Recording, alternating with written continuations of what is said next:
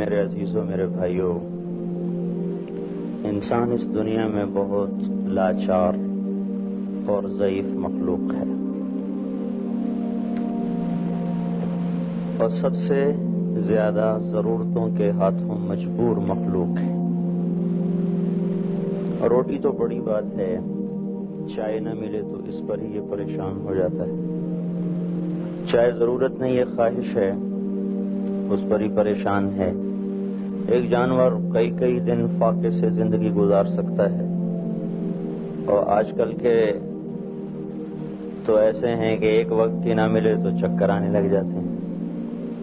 تو انسان بڑی کمزور مخلوق ہے، اس لیے تو اللہ تعالیٰ نے کہا فَلْيَنظُرِ الْإِنسَانُ مِمَّا خُلِقَ، کبھی کہا وَفِي أَنفُسِكُمْ أَفَلَا تُبْصِرُونَ۔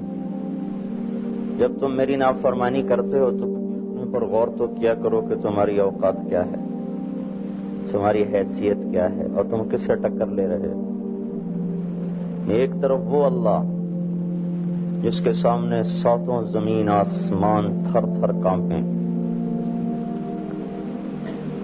ثم استوى إلى السماء وهي دخان، یعنی پوری بات سنو جہاں سے اللہ تعالیٰ گلہ کر رہے ہیں۔ قل أئنكم لتكفرون بالذي خلق الأرض في يومين وتجعلون له أندادا ذلك رب العالمين۔ کس رب کے تم انکاری ہو گئے ہو، کس کے نافرمان ہو گئے ہو، اور اپنی اوقات بھی بھول گئے کہ میں نے تمہیں پیدا کہاں سے کیا، کس جگہ بنایا، کیسے تمہیں وجود دیا، کیسے تمہیں دنیا میں لایا، پھر کس طرح کائنات کی چکی کو تمہاری خدمت کے لیے چلایا اور گھمایا، اور سورج چاند دن رات کا نظام، بادل بجلی گرج چمک، غلے پھل پھول سونا چاندی، یہ جو سب کچھ چلایا، تو اس کے بعد تمہیں رب ہی ملا تھا کہ اسی کے ہی نافرمان بن جاتے۔ تو کس رب کے تم انکاری ہو گئے جس نے تمہارے لیے زمین بچھائی، قدر فیہا اقواتہا، اسی رب نے تمہارے لیے اس کے اندر غذاؤں کو بھرا، پھر معدنیات سونا چاندی بھرا، تانبا پیتل لوہا جو کچھ بھی ہے آج تک نکل رہا ہے اور نکلتا رہے گا۔ انسانیت ختم ہو جائے گی، یہ خزانے ختم نہیں ہوں گے۔ پھر قدر فیہا اقواتہا فی 4 ایام، 4 دن میں یہ سارا نظام بنایا۔ پھر کیا کیا؟ پھر تمہیں چھت کی ضرورت تھی تو ثم استوى الى السماء وهي دخان، پھر آسمان کی طرف توجہ فرمائی، وہ دھواں تھا، تو پھر والسماء بنيناها بأيد وإنا لموسعون، پھر میں نے تمہارے لیے آسمان کو چھت بنایا اور اسے پھیلا دیا، اور سقفا محفوظا، اور ایسی محفوظ چھت بنا دیا۔ آپ کی یہ چھوٹی سی چھت ہے اور 2 پلر پہ کھڑی ہے اور 4 دیواروں پہ کھڑی ہے، اور اللہ تعالیٰ نے اتنا بڑا آسمان اور اس کی چھت بنائی بغیر عمد، اس میں کوئی ایک ستون ہی نہیں لگایا۔ تو جب ستون نہ لگے تو چھتیں جھول جاتی ہیں، دراڑیں پڑ جاتی ہیں، ٹوٹ جاتی ہیں، گر جاتی ہیں۔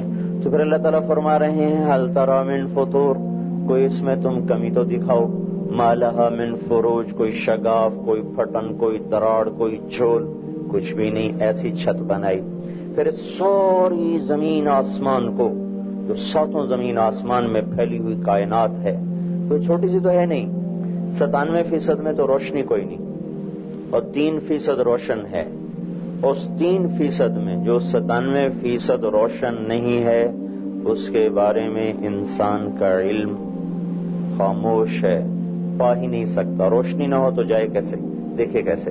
جو 3% ان کے مطابق ہے، اس میں جو انہوں نے دیکھا ہے وہ اتنا وسیع و عریض ہے کہ صرف جو انہوں نے کائنات دیکھی ہے، گلیکسیز جو دیکھی ہیں، ان کے ستاروں کا آپ کوئی نام رکھ دیں، سورج، چاند، نیپچون، پلوٹو، مریخ، زہرہ، عطارد، زحل، مشتری، کوئی نام آپ نے رکھ دیا۔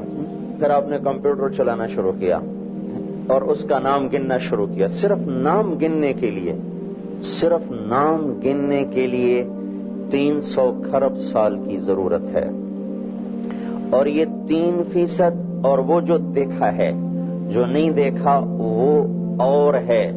پچھلے دنوں ہم ہیوسٹن گئے تو نیسا میں ہمارے کچھ دوست ہیں سائنٹسٹ، تو میں نے ان سے ان باتوں کی تصدیق چاہی کہ یہ جو کچھ میں نے پڑھا ٹھیک ہے، کہنے کہ یہ ٹھیک، اور ایک بات اور آپ کو بتاتے ہیں کہ ابھی ایک اور جہان ڈسکور ہوا ہے اس سے اوپر، جس کی ساری فزکس کیمسٹری ابھی تک سمجھ سے بالا تر ہے، کچھ سمجھ میں نہیں آ رہا کہ وہ کیا ہے۔ تو اتنی بڑی کائنات کا چلانے والا ہو، اور یہ آسمان سے نیچے ہے، اور جو کچھ آسمان ہے اور آسمانوں سے جو کچھ اوپر ہے اس کا کون احاطہ کر سکتا ہے یا گن سکتا ہے؟ اس ساری کائنات کو چلاتے ہوئے وہ اللہ نہ تھکتا ہے، لا یعودہ حفظہما، نہ اونگتا ہے، لا تاخذہ سنہ ولا نوم، نہ سوتا ہے نہ غافل ہے، ولا تحسبن اللہ غافلا، نہ وہ عاجز ہے کہ ہم جو مرضی کریں اور وہ کچھ کر نہیں سکتا، وما ہم بمعجزین۔ پھر یہ کہ اتنا بڑا نظام ہے، بھول ہی جائے، کیا مطلب بھول ہی جائے؟ تو کیا کہا؟ وما کان ربک نسیا، تیرا رب بھول سے بھی پاک ہے۔ کوئی فائل آگے پیچھے کر دے کسی کی، یہ بھی ممکن ہے، تو کہ لا یضل ربی، وہ اس کے آگے پیچھے کچھ نہیں ہو سکتا۔ ولا ینسا، بھول سے پاک، غلط فیصلوں سے پاک، جہالت سے پاک،